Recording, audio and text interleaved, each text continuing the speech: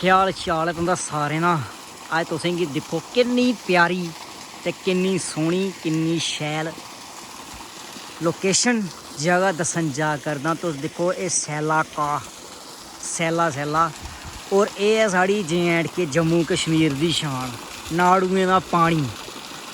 अजकल दे बेल्ले दे विच ना ये नेहा पानी ना पीने गी थ्होंदा गै नहीं है, मगर दिक्खो साढ़े रियासी दे विच इन्नी एक शैल जगह है बिल्कुल दोस्तों कोरजुआं पानी है हवा है, कोई ये विच मिलावट नहीं, कोई मिनरल नहीं, कोई किछ नहीं।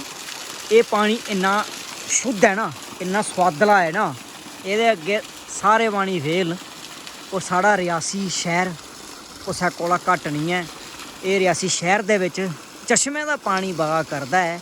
अस रियासी दे विच रौह्ने आं ते असेंगी मते कोला मता मान है।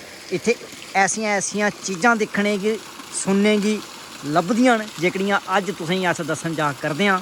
चश्मे दा पानी, कोरजुआं पानी, नाड़े दा पानी पियो, है ना। किन्नी स्हेई जगह है। हूँ तुस पूरी लोकेशन दिक्खो ये, और सारें कोला स्हेई चीज़ ये दिक्खो किन्नी स्हेई चीज़ है।